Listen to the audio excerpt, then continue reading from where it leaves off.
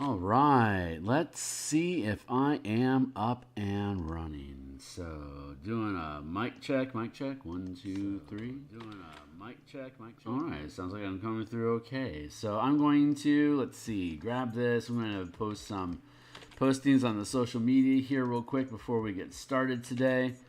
And I'll lead us into a quick intro. Howdy do about me and you. What's up, folks? My name's Phil Kearney.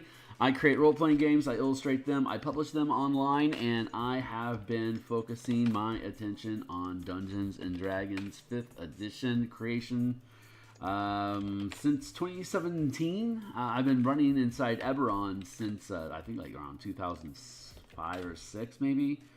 So I've been creating content on DMsGuild, making alternate 5e content, and my love for Eberron has led me to creating my first adventure that you can see the book cover here, Crystals in Mabar. It is for 4 to 5 characters, level 7 to 8. Let's see. Let's get this adjusted here so we can get to work. Boop. Like, subscribe, bell icon to get notifications when I'm live in the future. Here's the full playlist. Here's a slew of books that I've already created that are on DMsGuild. Here's my Discord community that you can find on the About page of my Patreon while you're there. I'd love your support, and thank you very much. So let's get started. Book cover. Get out of my way. We are creating NPC and creature tokens right now. This is the Red Wolf Mercenary. It's just a generic grunt from the Mercenary Guild Red Wolves, which is a military police organization.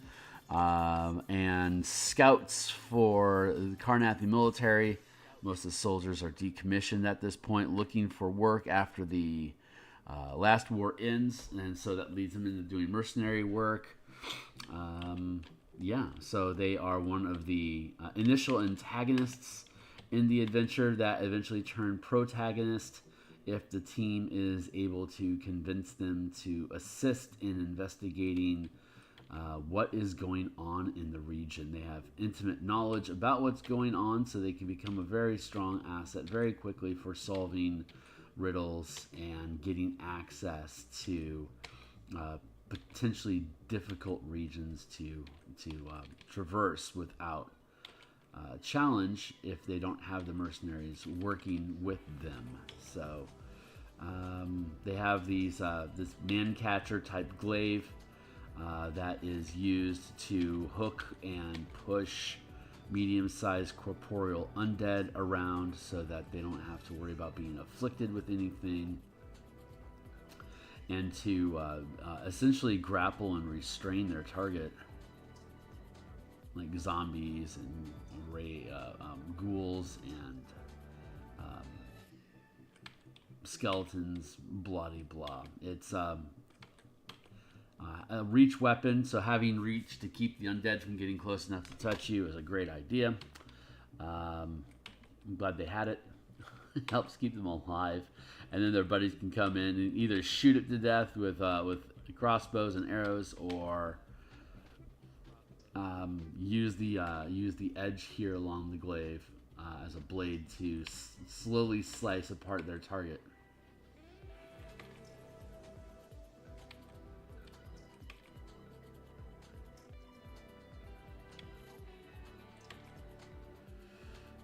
Build this out.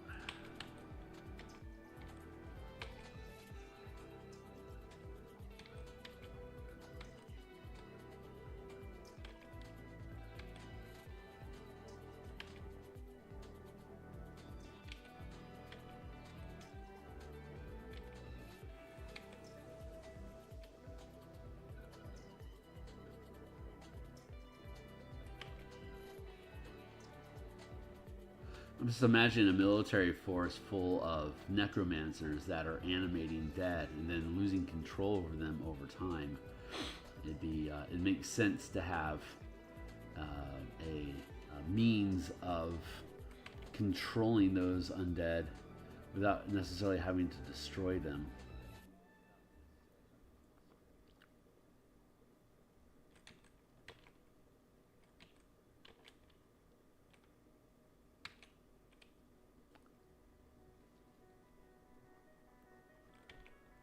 So taking cues from the old second edition Oriental Adventures book from Advanced Dungeons and Dragons. Was it second edition or was it first? I can never remember. I think it was second.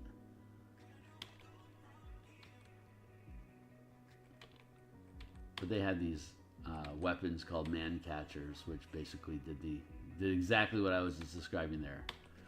Hooks into somebody, restrains them, prevents them from being able to run away or move.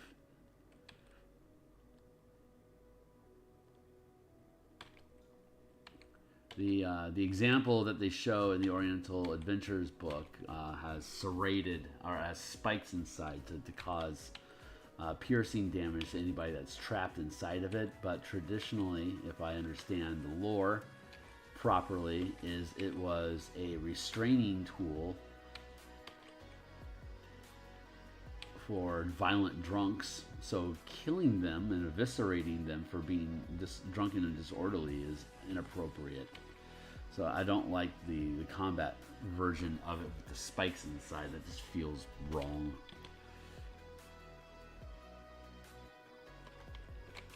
Although it might be appropriate for undead, I just don't think it has an actual place in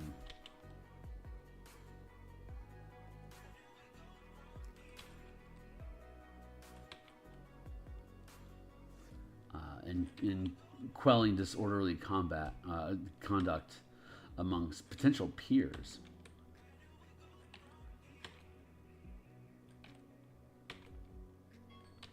Hey, thank you, Timely Timer. Keeping it going here. Oh my god. Okay, well, I've got an hour. Starting a little bit later today than I think I'd want to.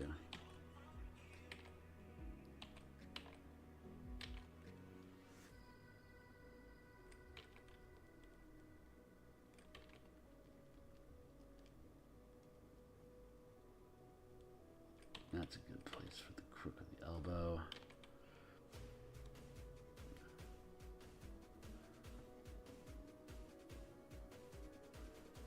Crook here.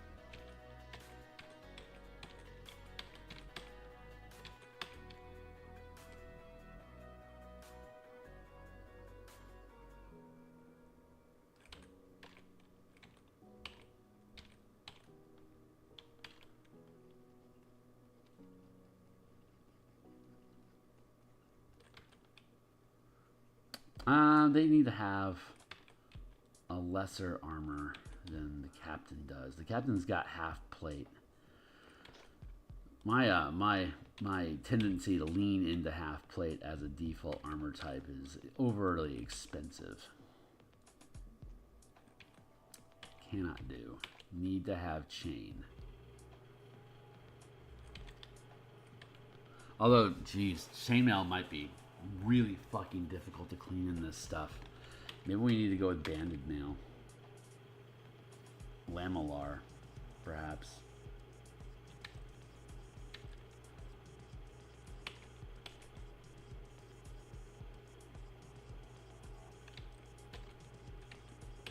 The manifest zone to Mabar is full of grit and particulates in the air that cling and start to create little, I call them crystals in the bar. There you go, right? But these crystals get in everything. It's just grit, and it is corrupting by nature. It breaks things down. So having a bunch of chain probably would be a massive pain in the ass.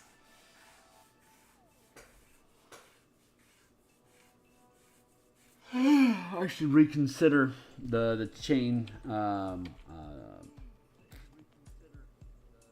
the captain of the guard has. Meantime, I think we'll just stick with some simple plated Pauldrons here. We'll go with more of a, yes, I think splint. I think this is more of a splint nail sort of look.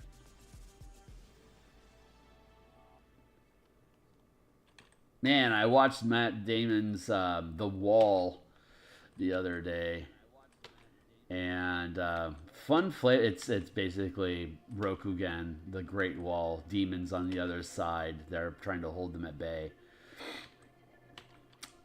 Kind of has a bit of a white savior sort of motif going on, which is whatever. But the flavor of the wall and the siege weapons is super cool. The Cirque du Soleil acrobatic combat platform is pretty fucking stupid overall, but you know, you gotta get your wushu in while you can. That was probably a Chinese government requirement. Because it was fucking dumb.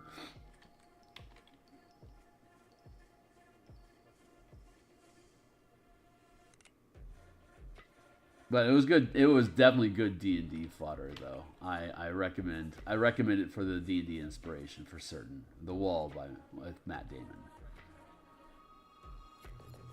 and the dude from Andor was in it, and that wushu chick that's in everything, she was in it.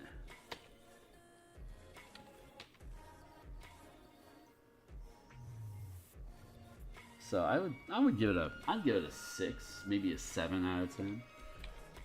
I don't know what Rotten Tomatoes did with it. I don't trust them anymore.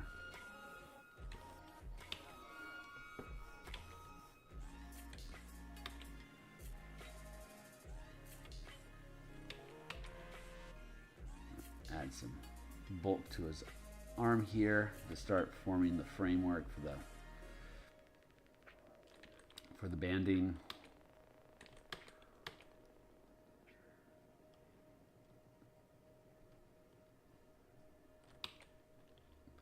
And these NPCs are virtually nameless, so they aren't important. So the more body I have, the closer to the face you get, the more important they are for plot movements and social interaction. But just generic grunts like this are either designed to get you into conversation with the captain of the guard or to fight. So you don't want them to have names. You don't want to form a relationship with your food, you know? When you're farming XP, that's all they are. It's just food. Here.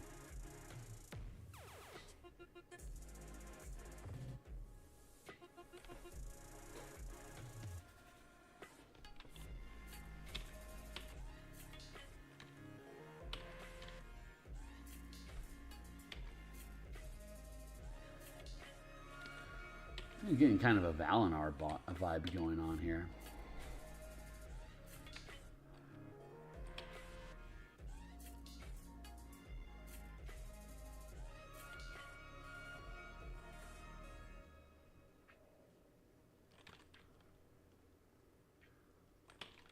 Which I am okay with.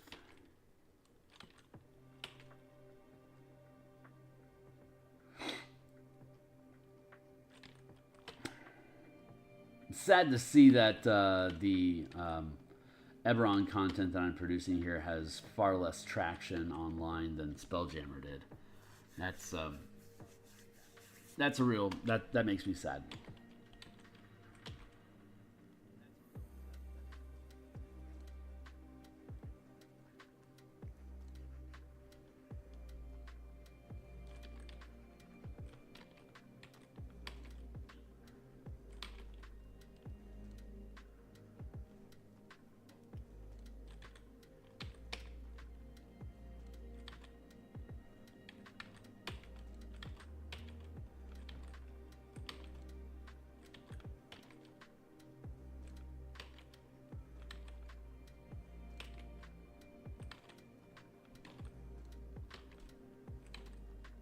So we're here 10 times per week, 5 days, Monday through Friday here in the morning. We're continuing our commitment with the Eberron adventure.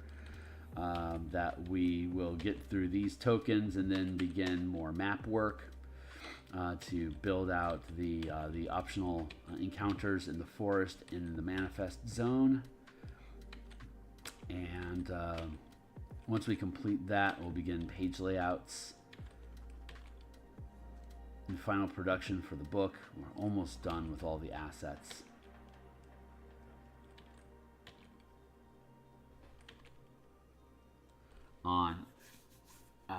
Typically on Mondays and Thursday nights, though not this week. Mondays and Thursday nights, I create Spelljammer massive ship deck plans and mechanics design. On the weekdays during Tuesday, Wednesday, and Friday lunch, including today, we do 5e game design. We're currently working on Fightercraft and Warforged Mecha using the Spelljammer Combat and Exploration supplement that I had produced in March. This is just leaning further into the fighter ship mechanics that we have to basically build mecha anywhere from 10 to 500 feet in size. Big O, Gundam, Escaflowne, Evangelion, all these things and more. We have the basic mechanics for it. I just need to spend a little time spelling it out so that it folds together properly. That's fun. So we're doing that at lunchtime. We'll do that lunchtime today as well. I anticipate being on, I think I'm gonna have an earlier lunch, 11:30 today. That'll be in about 4.5 hours from now.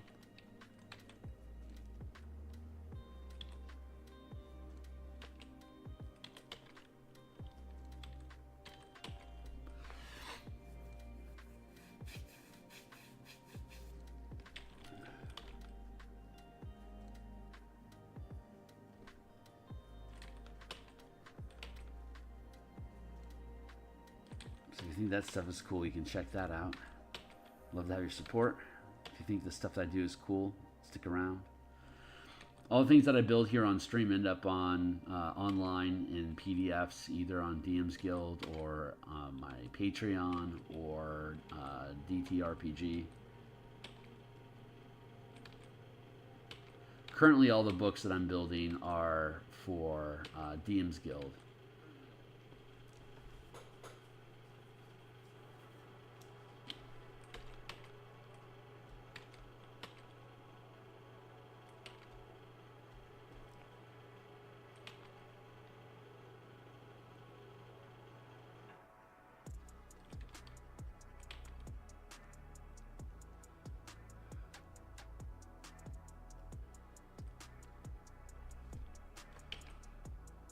I gotta figure out that. I gotta figure out this.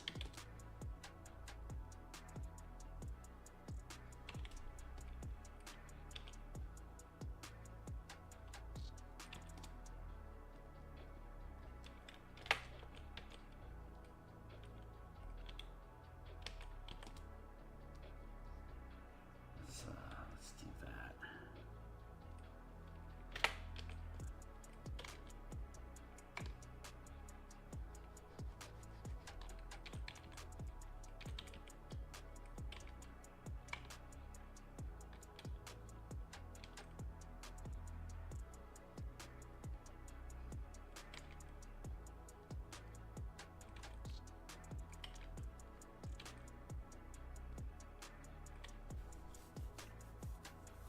These things would not be cheap.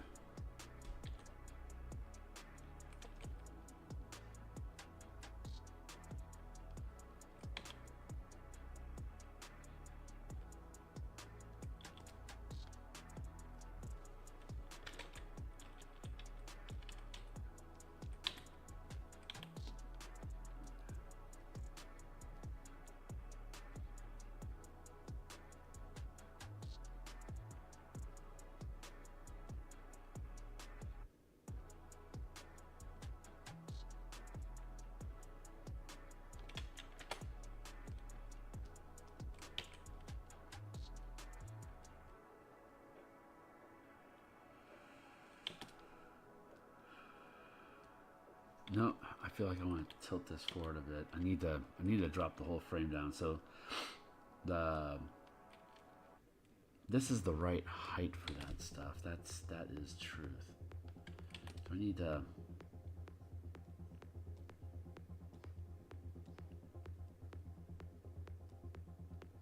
flip that so I can get more of it in frame.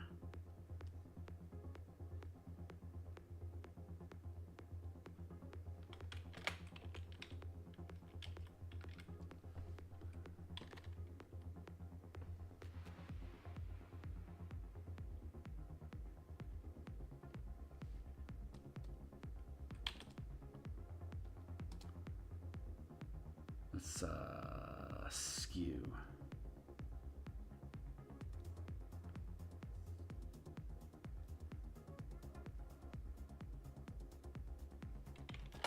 There we go. Better.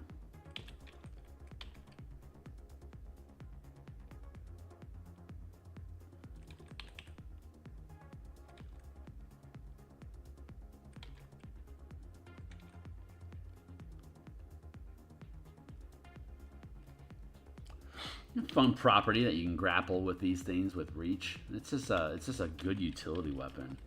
Kind of like how you want nets to work, but it's kind of hard to make nets work. I feel this is in that same space.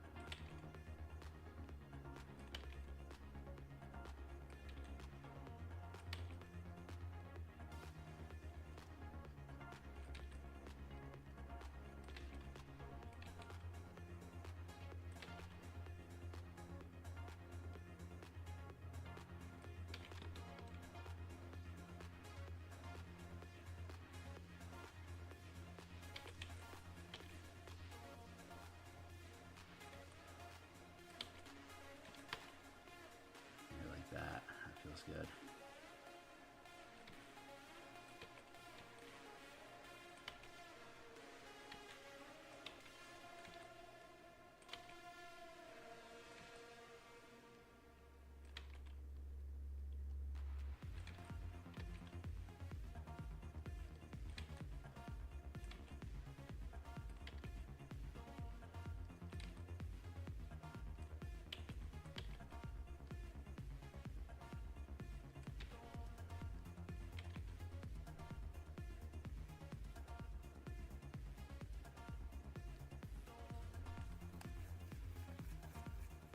It's not horrible. I do not hate this.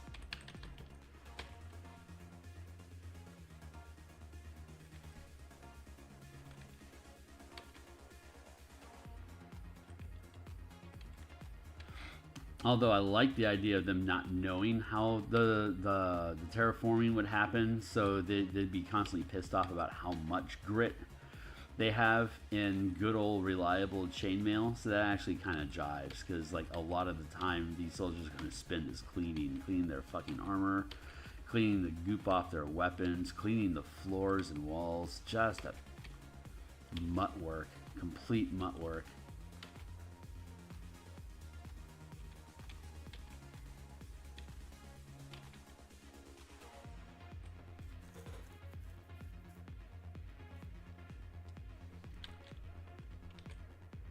No.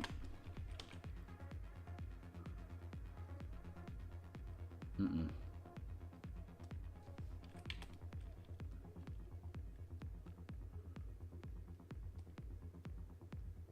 There we go.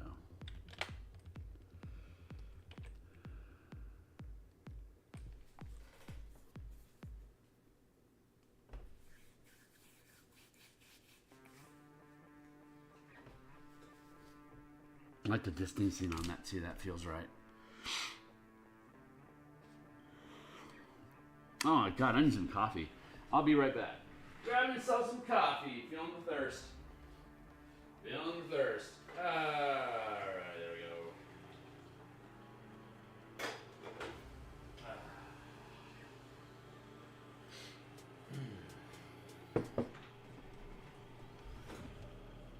It's a fairly simple design. I think I like that.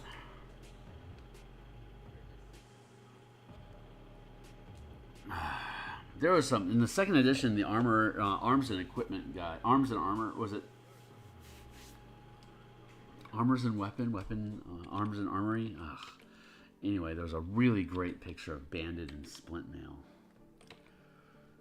I need to track that down.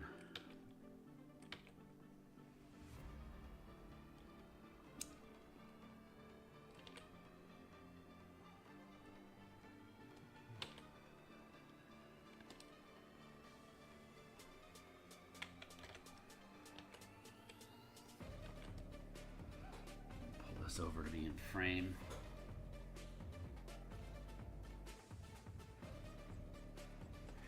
Yeah, that feels good. And they have short swords as well. Little drusses.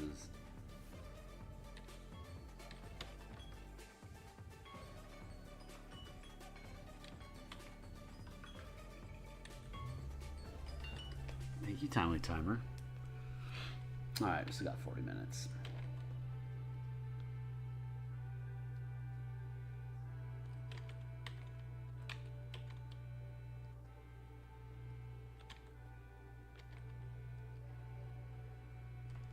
Alright, that's feeling pretty good. Let's,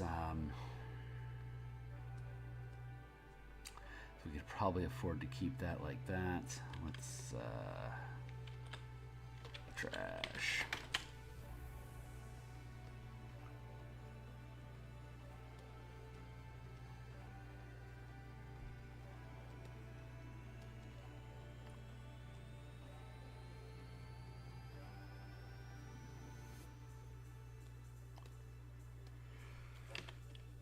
Third time's a charm, eh, folk? I like how thick that handle is. It feels right. I'm going to drop the opacity on that down a bit so it doesn't get too invasive. There.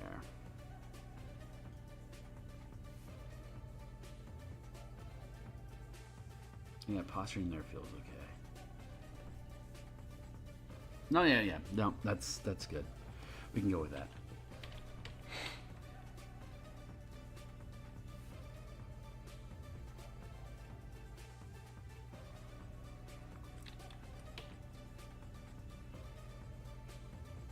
That's what's going on. The angle is wrong. That's why I'm fretting on that.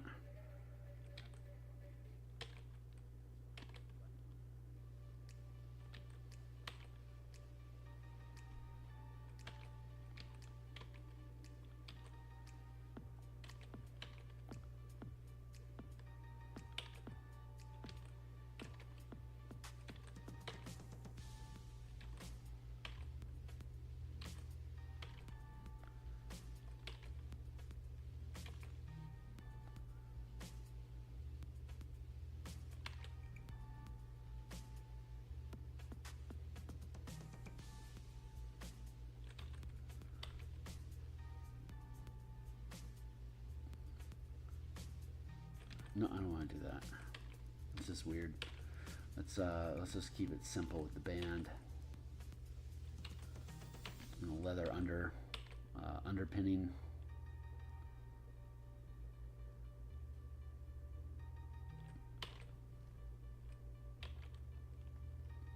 Better. Go there like that.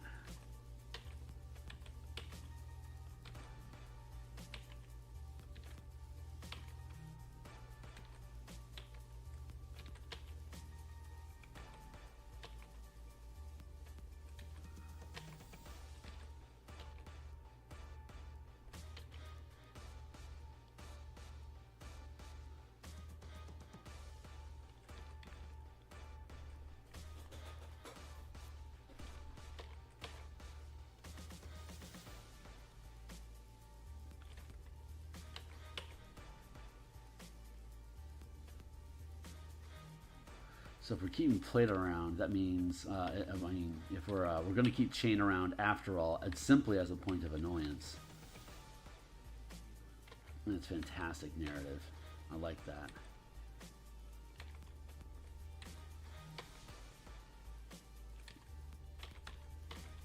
That means I can fall back to chain undergarment, so I can limit, instead of this being plate. Yeah, this being scale starts to feel pretty good now.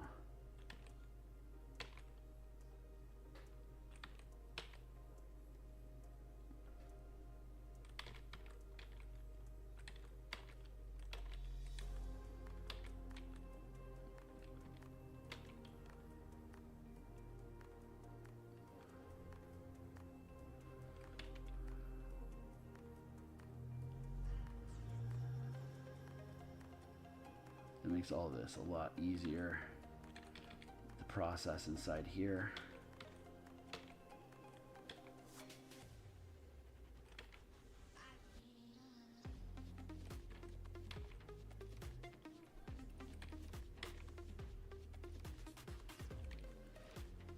We gotta make little plates out of this with little rivets.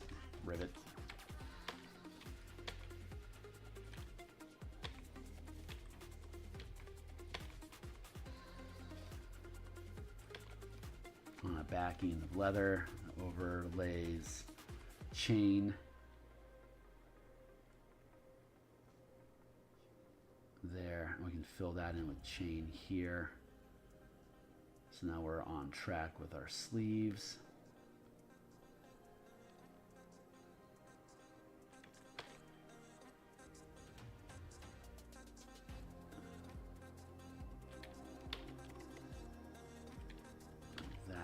Good.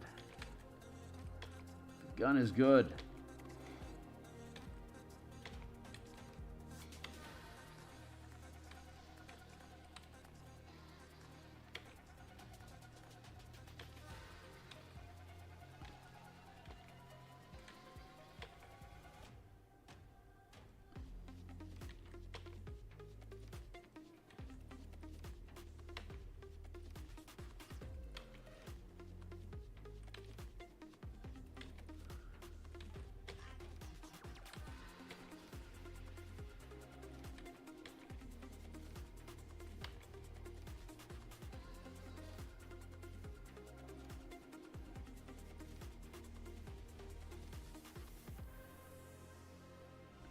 Wrist, the grip, we got our gauntlet.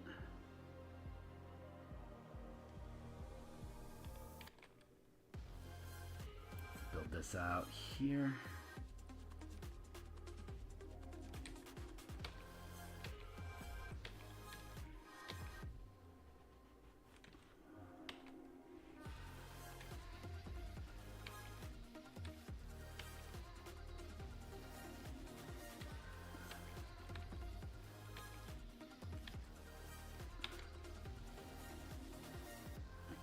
Here, very simple geometric.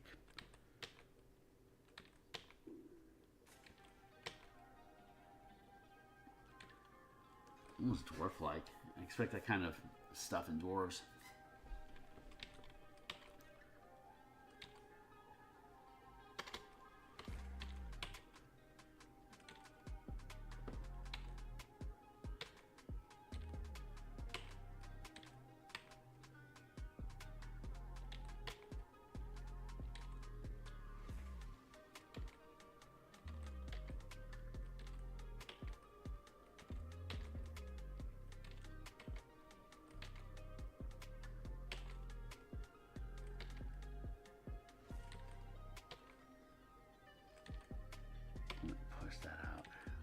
Angles are important here so it doesn't pinch his torso.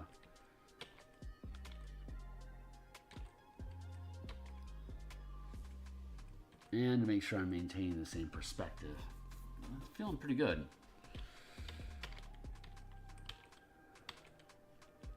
See, this angle here isn't lining up with this angle here. I need to make sure those are all aligning properly. This should be the overall dominant angle. There. Very good.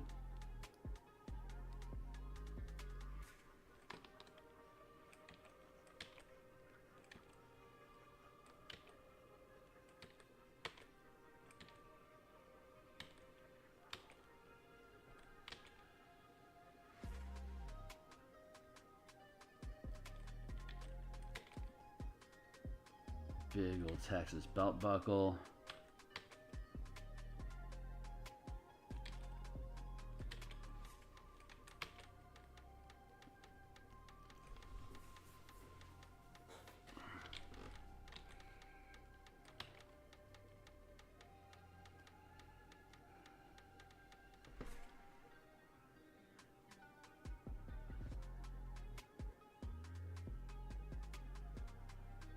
Tell you what, man, adventures take a lot of work to get done, especially big.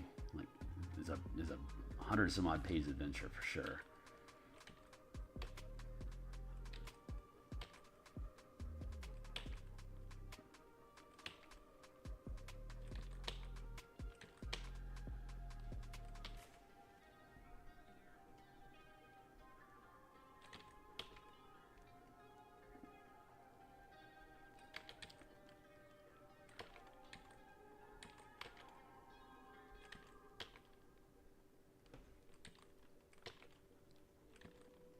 That plating, that feels good.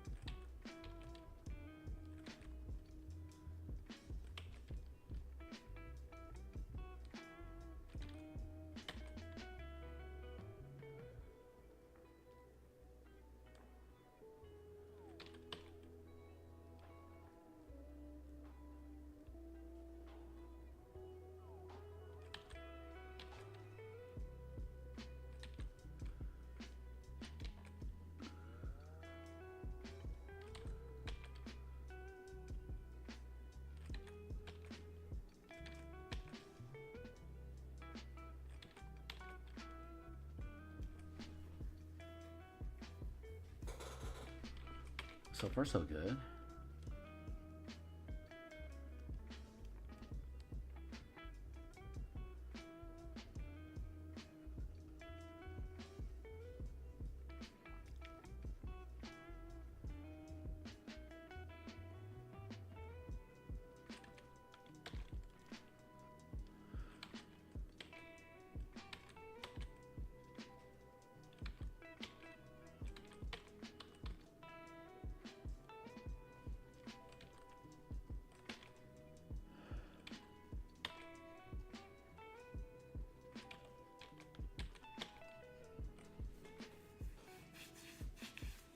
Feels too big.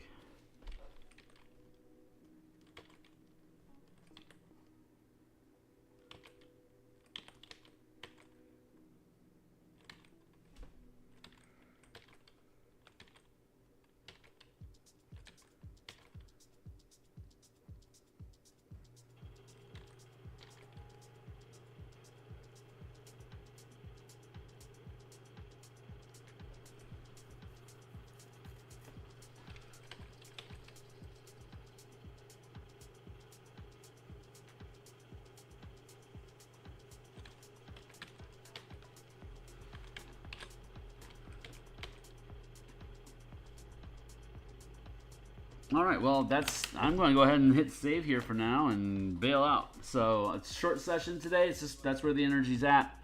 So thanks all for hanging out, folks, and I'll be back in about I'll be back in about 4 hours. So I'll see you guys then.